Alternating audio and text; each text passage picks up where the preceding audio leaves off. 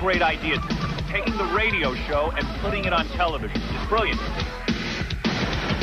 Explosive television. Shocking television. This is genius.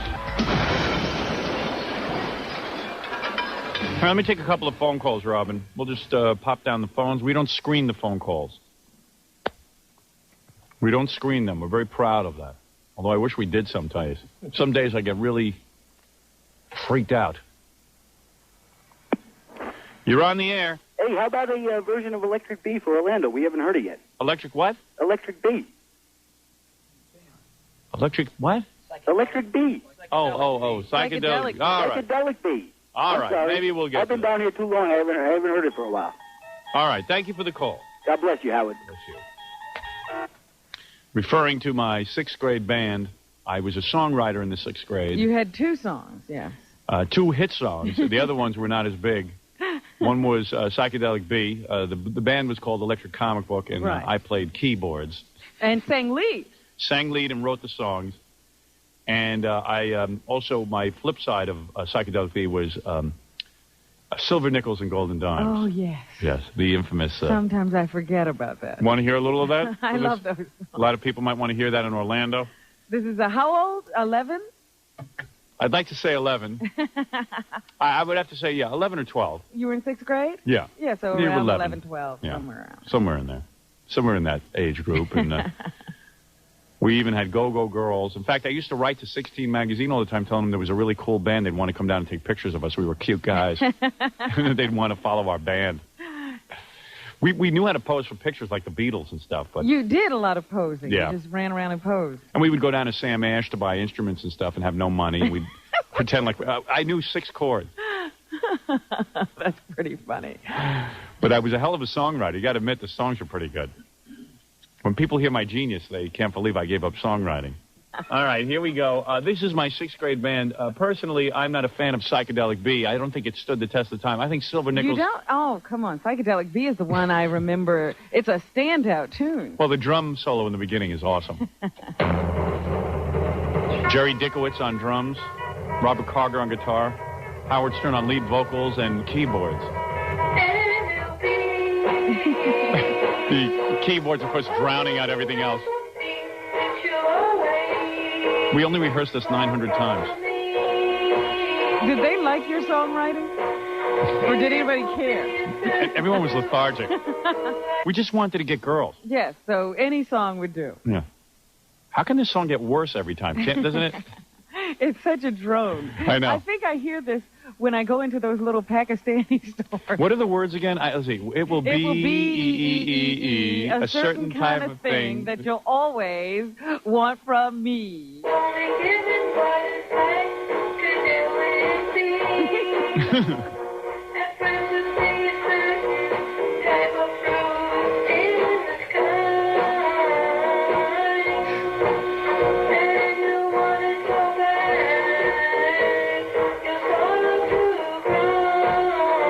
Better than Fred's original music. Oh. Sorry.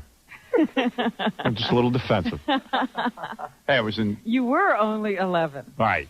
Let's be honest. It's not that bad. It's good for an 11-year-old. Exactly. It was early alternative. Right. It's very grunge. And I was dressed grunge. Pre-Seattle. Pre-Seattle. I got to admit, the part coming up is pretty good. The what do they call that? The refrain? The bridge. The bridge? And the... And you want, yeah, that part. Want. You like that part. That's a really good part.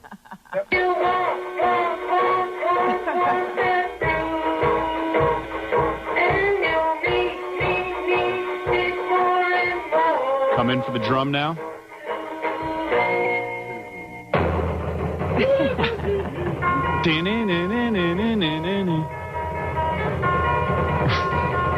One, two, three. Haven't you ever heard those little songs where... That's yodeling. That's what it reminds me Yeah. of. By the way, the guitars were all tuned by the mailman. Came by once a day and helped us out. He was our roadie.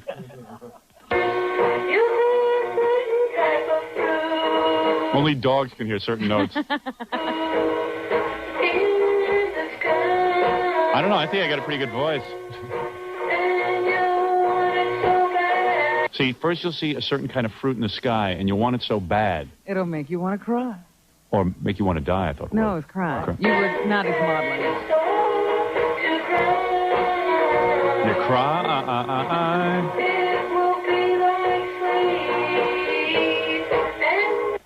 They found all the neighborhood dogs dead in front of a bus. You want to hear Little Silver Nickels and Golden Dimes? Yes. All right. I don't want to interrupt this one because I happen to think it's brilliant. I wrote the lyrics. Robert Carger wrote the music. Is that right? This was a collaboration between Carger and Stern. Right.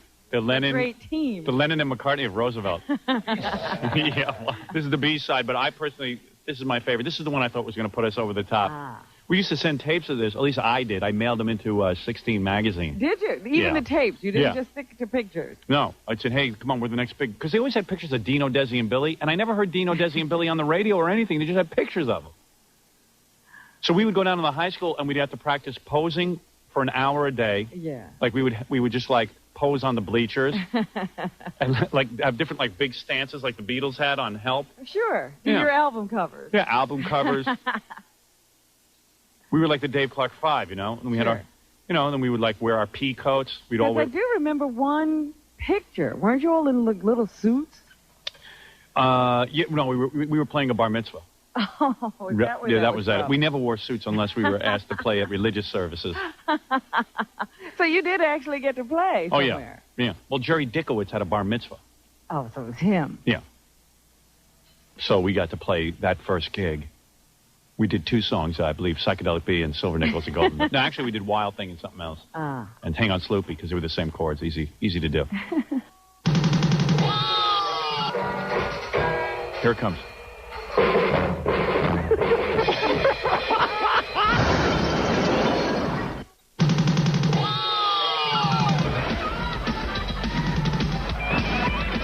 Oh, now I feel good. Do you want to talk to one of the members of the Electric Comic? Who was on there? Robert Carger. Is that right? As a matter of fact, your songwriting partner. This is the he was the McCartney, I was the Lennon. He wrote the tunes, and you wrote the smart. Well, sometimes we collaborated, or I would. In the case of Psychedelic Bee, that was mine. But your writing was a little bit more intelligent. Did Carger add anything to Psychedelic Bee? Yeah, Carger, the dee-nee-nee-nee-nee, that was his. That was his.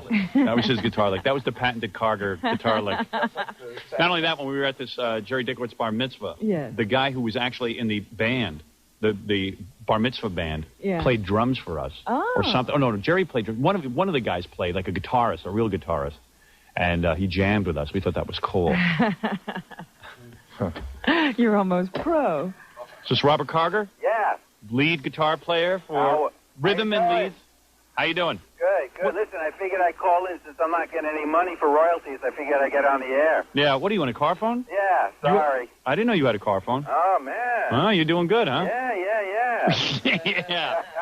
Well, he's a real good-looking guy, Robert Carger. He was like the guy who attracted all the girls. Oh, yeah, he got the girls? He was Paul. He was Paul. So much. Yeah, I was more like Ringo. But this is a song that Carger and Stern composition, Carger on music and me on lyrics for Silver Nickels and Golden Dimes. Yeah, it was great. It was great. Both of us. Who was the mailman? Oh, were you joking? I was only making a joke. Oh, okay. My brother used to help us out. Yeah, your brother used to. His brother was actually a good musician. Was he? Yeah, and we were smart, though. We got out of music at age 12, so we knew what we were doing. All right, here we go. This is what I consider to be our greatest accomplishment. By the way, thank you for giving me credit for writing the music. Absolutely. I remember it like it was yesterday. It was yesterday. All right, here we go.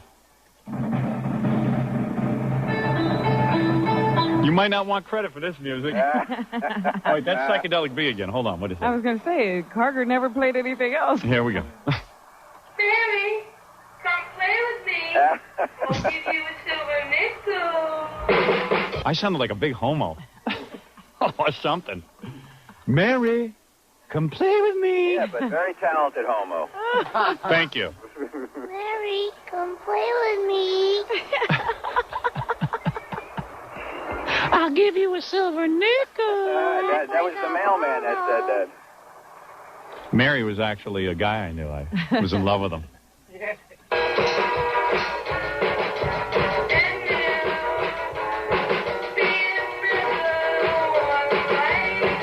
That same drone. A lot of trademarks in this band. Remember we had to teach Dickowitz how to play that drum part? It was impossible. Yeah, we had to, he's the only guy we knew with a drum set. Well, last time we were on the air, we had the reunion. We still had to teach him. I know. He was the only one. He had drum lessons and a drum set. And in order to get it just right, we busted this guy's balls for hours. I mean, just making sure. You two were perfect. Yeah, well, you hear there's a big. We were perfect. We were always right, and he was wrong. And we would pick on him and go, I don't know, we might have to throw Dickowitz out. And we go, I don't know, who else has a drum set? And then, well, you hear the big drum solo in this, and it took him, we had to have it just right. Right. And you'll see why, I think. To perfection. Yeah. That poor boy crazy.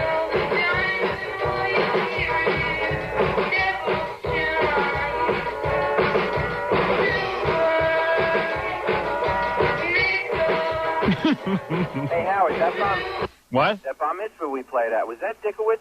Yeah. That was his bar mitzvah. Yeah. That was a big show. That was our big gig. That was our coming out party. Was that your coming out and you're going in too? And then after we... out and going away. Yeah, after we bombed at that bar mitzvah, and like nobody was dancing, we got 2 girls to be our go-go girls. Right. And we dressed them up in white go-go boots. We said, that's the problem. We don't have enough flash. Wait a minute. So I got 2 chairs.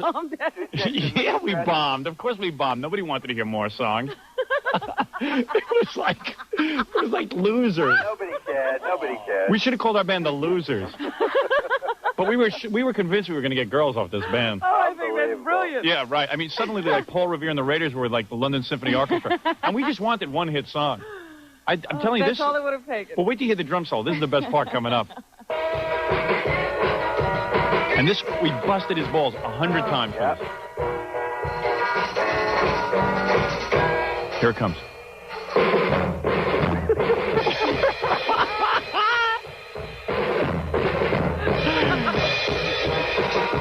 There it is. Was that what he was supposed to do? Sort of. Yeah, well, it was close, but he never could get the rhythm down. Carger and I had a dream, but we couldn't realize it. Right, he wasn't smooth, Dickowitz. No. He was very, very crass. Sounded like could keep a beat, but that was about it. Sounded like a car crash with drums in the trunk. Let's find out who the guy was who called in from Orlando. It's a fan. Yeah, he was a fan. We ought to release this. Wait, here's the drum solo coming up. Wait.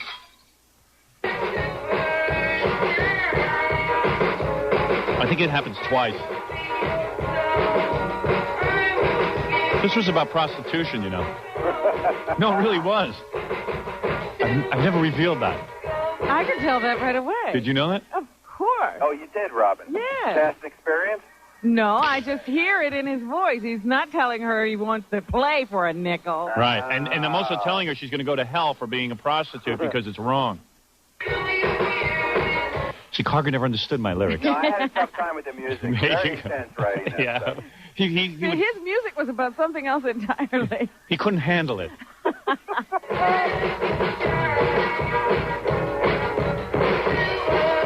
Nickel. Hey, we should get together again and play. Yeah, we should have another reunion. Isn't it our 25th reunion? To get that band together again. Hey, we should go play. You know what? The next time I do a live, like, funeral or something, maybe we'll bring back the band. Absolutely. And I'll perform. Absolutely. I do it. Is this drummer available? Oh, Dickowitz? Oh, he's got a hard-on to be on the show. Absolutely. Are you kidding? He's absolutely available. This time I'll make it, I promise. All right, good. Yeah, because you weren't there for the last reunion. I know. But I know you know. You got to be in the band. Okay. It's history. I'm with the team. All right, Robert. All right, you guys take care. Take care, man. Bye, Bye. Rob. They call it marijuana, and before this song is done, we'll explain to all you people how this outlaw causes fun.